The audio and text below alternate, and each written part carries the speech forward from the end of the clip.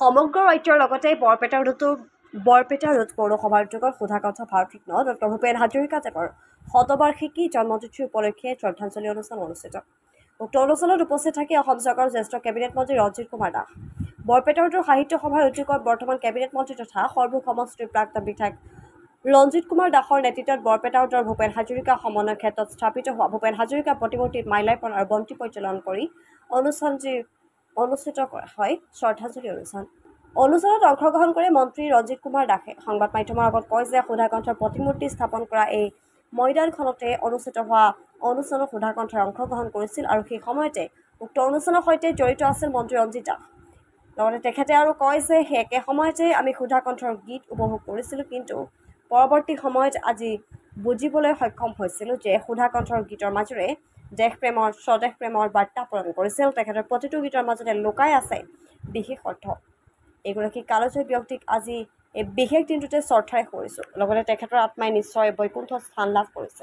অসম চৰকাৰৰ লগতে সমগ্ৰ অসমবাসী ৰাইজে বিভিন্ন প্ৰান্তত চৰকাৰীভাৱে হওক বা বেচৰকাৰীভাৱে হওক বা নিজাববীয়াকৈ হওক বিভিন্ন দল সংগঠনে আমাৰ ভাৰত ৰত্ন ডক্টৰ ভূপেন হাজৰিকাৰ শতবৰ্ষ জন্মতিথি উপলক্ষে সকলোৱে শ্ৰদ্ধাঞ্জলি জ্ঞাপন কৰিছে।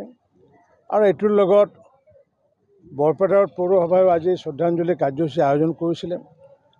বৰপেটা ৰোড সাহিত্য সভাৰ উদ্যোগত নিৰ্মিত আৰু সেই সময়ত মই বিধায়ক হৈ থাকোঁতে মোৰ আৰ্থিক সাহায্যত নিৰ্মিত এই সুধাকণ্ঠৰ যি ব্ৰঞ্জৰ প্ৰতিমূৰ্তি, এই প্ৰতিমূৰ্তি নিৰ্মাণ কৰিছিলে। আৰু এই শতবৰ্ষৰ দিনাখনে আমি সমগ্ৰ বৰপেটা ৰোডবাসী ৰাইজৰ লগতে সমগ্ৰ অসমবাসী ৰাইজে তেওঁলোক আমি শ্ৰদ্ধা যাচিছোঁ। ডক্টৰ ভূপেন হাজৰিকাদেৱে এইখন ফিল্ডতে আহি তেখেতে আনকি অনুষ্ঠানো কৰিছিলে আৰু সেই সময়ত মই সেই অনুষ্ঠানৰ লগত ওতঃপ্ৰোতভাৱে জড়িত থকা এগৰাকী ব্যক্তি আছিলোঁ। আৰু তেখেতৰ সেই সময়ত আমি গীত শুনিছিলোঁ, গান শুনিছিলোঁ মনোৰঞ্জনৰ বাবে। পৰৱৰ্তী সময়ত যে দেখিলোঁ তেওঁৰ প্ৰতিটো গীতৰ প্ৰতিটো কলিত বাৰ্তা তাত লুকাই আছে। আৰু সেই বাৰ্তাসমূহ আমি যদি বিশ্লেষণ কৰোঁ বা আমি যদি অন্বেষণ কৰোঁ, তেতিয়া তাত স্বদেশ প্ৰেমকে আদি কৰি দেশ প্ৰেমকে জাতি প্ৰেমকে আদি কৰি বিভিন্ন ধৰণৰ বাৰ্তা লুকাই আছে। ডক্টৰ ভূপেন হাজৰিকাদেৱ অকল এটা ব্যক্তি নহয়, তেওঁ এটা অনুষ্ঠান আছিলে। আৰু অকল তেওঁ যে অসমৰ সন্তান তেনেকুৱা নহয়, তেওঁ বিশ্বৰ এগৰাকী সন্তান। আৰু সেইকাৰণে তেখেতে মানৱতা যি তেওঁৰ ৰূপ, সেই ৰূপটো বিভিন্ন গীতেৰে তেওঁ প্ৰকাশ পাইছিলে। কাৰণ তেখেতে কৈছিলে যে গংগা আমাৰ মা, পদ্মা আমাৰ মা, অৰ্থাৎ বোৱতী নৈ গংগা ভাৰতবৰ্ষৰ। আৰু পদ্মা বুলি ক'লে আমি জানো যে বাংলাদেশৰ এখন বোৱতী নৈ।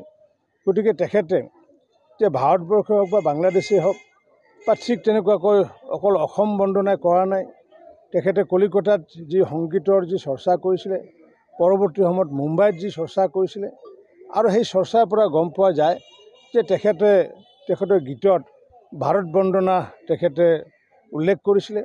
মহাপুৰুষ শ্ৰীমন্ত শংকৰদেৱে যেনেকুৱাকৈ ধন্য ধন্য কলিকালত ধন্য ধন্য নৰতনু ভাল, জনমে লভিলোঁ ভাৰতে বৰিশে, ঠিক তেনেকুৱাকৈ ভাৰতবৰ্ষক লৈ আই ভাৰতীক লৈ পেলাইও তেখেতে বিভিন্ন ধৰণৰ গীতৰ জৰিয়তে ৰাষ্ট্ৰপ্ৰেমৰ কথা কৈ থৈ গৈছিলে, অসম তথা অসমীয়া প্ৰেমৰ কথা কৈ থৈ গৈছিলে। এইগৰাকী কালজয়ী ব্যক্তিক আজি আমি শ্ৰদ্ধাৰে সোঁৱৰিছোঁ আৰু তেখেতৰ আত্মাই নিশ্চিত ওপৰত বৈকুণ্ঠতে স্থান কৰি আছে, তেওঁ বাস কৰি আছে।